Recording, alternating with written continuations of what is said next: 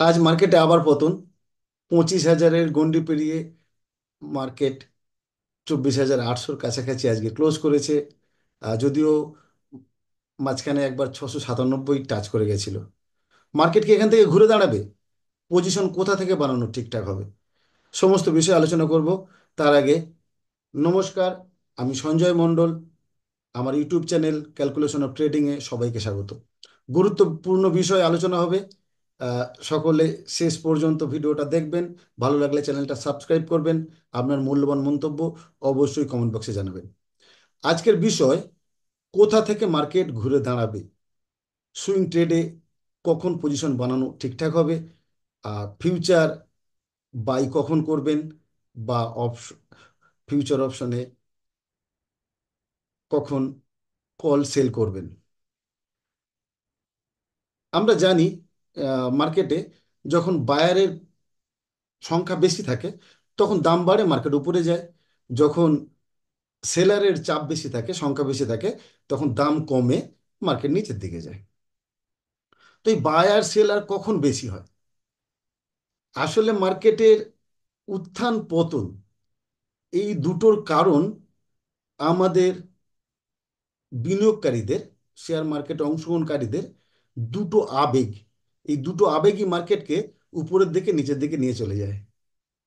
আবেগ দুটো কি কি? একটা হচ্ছে লোভ, একটা হচ্ছে ভয়। মানুষ যখন মনে করে যে দাম বাড়বে, অর্থাৎ মানুষের যখন লোভ হয় তখন মানুষ কেনা শুরু করে, মার্কেট উপরের দিকে যায়। মানুষ যখন ভয় পায় যে দাম কমে যাবে, ক্ষতি হতে পারে, তখন মানুষ বিক্রি করে। আর বিক্রি করলে মার্কেট নিচের দিকে নামতে থাকে। আসলে এর উপরে দাঁড়িয়েই পজিশনাল ট্রেডিং করা হয়, সুইং ট্রেডিং করা হয়। আহ, সারা বিশ্বের একটা ইন্ডেক্স আছে, ফিয়ার অ্যান্ড গ্রিড ইন্ডেক্স। এই ফিয়ার অ্যান্ড গ্রিড ইন্ডেক্সটা কি? না, একটা ইন্ডেক্স, সেখানে এই মার্কেটের মানুষের আবেগটা একটা সূচক। তো যখন সেখানে এই ইন্ডেক্সটা একটু ভেঙে বলি, ইন্ডেক্সে কি থাকে? ইন্ডেক্সে থাকে extreme fear, fear, greed, extreme greed. মানে বুঝতেই পারছেন। আপনারা গুগলে গিয়ে সার্চ করলে পেয়ে যাবেন ফিয়ার গ্রিড ইন্ডেক্স।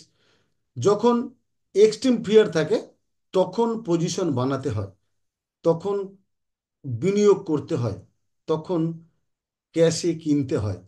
আর যখন এক্সট্রিম গ্রিড হয় তখন পজিশন স্কোয়ার আপ করতে হয়, তখন ফিউচারে পুট বাই করতে হয়। তো ঠিক সিমিলারলি একটা ইন্ডেক্স আছে আমাদের ভারতের জন্য, তার নাম হচ্ছে মার্কেট মুড ইন্ডেক্স। গুগলে আপনারা সার্চ করলে এটাও পেয়ে যাবেন, মার্কেট মুড ইন্ডেক্স। এখানেও একই রকম extreme fear, fear, greed, extreme greed, এইভাবে ইন্ডেক্সটা আছে। তো যখন আহ, সাধারণভাবে বলতে গেলে কখন কিনতে হবে কখন বিক্রি করতে হবে এটা তো আপনারা শিখে গেলেন। এক্সট্রিম গ্রিড মানে বিক্রি করতে হবে, এক্সট্রিম ফিয়ার মানে কিনতে হবে। তো এখানে একটা বিষয় বলার আছে, সেটা হচ্ছে যে মানুষের ভয়, এটা একটা সময় ভেঙে যায়। অর্থাৎ এক্সট্রিম ফিয়ার থেকে কেনা যতটা সহজ, এক্সট্রিম গ্রিড থেকে বিক্রি করা ততটা সহজ নয়। কারণটা একটু ব্যাখ্যা করি। যে মানুষ, যে কোনো মানুষকে ভয় দেখালে ভয় পেতে পেতে ভয় পেতে পেতে একটা সময় না, সে ঘুরে দাঁড়াবে, যে আর ভয় পাবো না। তার ভয়টা ভেঙে যাবে, সে সাহসী হয়ে যাবে, সে কিনতে শুরু করবে। এজন্য এক্সট্রিম ফিয়ারটা তাড়াতাড়ি শেষ হয় এবং খুব তাড়াতাড়ি এক্সট্রিম ফিয়ার থেকে পজিশন বানানো যায়। আর এক্সট্রিম গ্রিডের ক্ষেত্রে কি, না মানুষের কিন্তু লোভের শেষ নেই। অর্থাৎ এক্সট্রিম গ্রিডে গিয়ে আপনি যদি মনে করেন যে এখান থেকে আমি সেল করে দেব, সেটা একটু হঠকারী সিদ্ধান্ত হবে। আপনাকে অনেক বেশি বিবেচনা করে এক্সট্রিম গ্রিডটা মানে যাচাই করতে হবে। আহ, আমি অন্তত এটাই ভাবি। তার কারণ হচ্ছে মানুষের লোভের শেষ নেই। আপনারা দেখেছেন যে গত 9 মাস ধরে মার্কেটে, আমাদের ইন্ডিয়ান মার্কেটে যে মুভমেন্টটা আছে, উপরের দিকে, এটা এক্সট্রিম গ্রিডে ছিল, এবং এই গ্রিড থামতেই চায়নি, থামতেই চায়নি। এবং ভারতের মার্কেটের ইতিহাসে এটাই মনে হয় প্রথমবার যে কোনো কারেকশন ছাড়া মার্কেট এতটা উপরে উঠলো। তার কারণ কখন ভাঙবে কখন ভাঙবে এটা আমরা ভাবছিলাম, কিন্তু মানুষের লোভের অন্ত নেই। তারা জানে এখন উঠছে যখন, চলো বাই করি।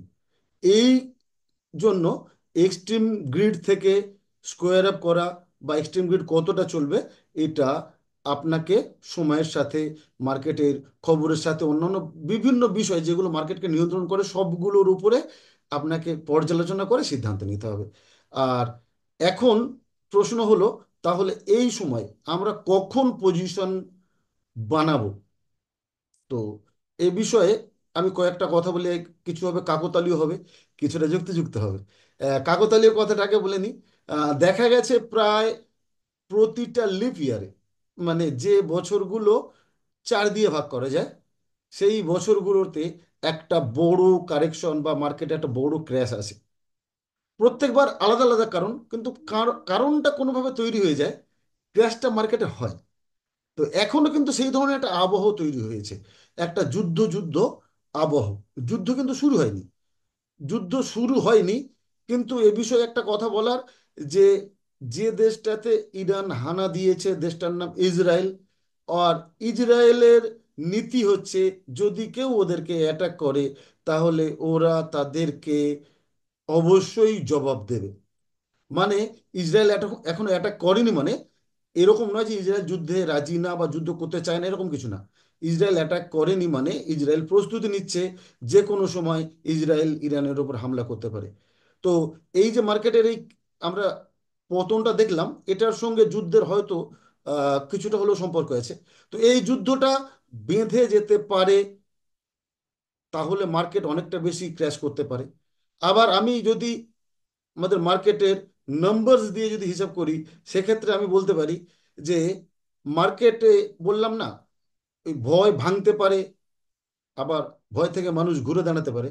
তো আপনারা নিজেরা পর্যালোচনা করবেন। আমার মতে বলে যদি 24,000 ভেঙে মার্কেট নিচে নামে, তাহলে কিন্তু একটা প্যানিক সেল শুরু হয়ে যাবে, মার্কেট তখন 21,000-এর নিচেও চলে আসতে পারে।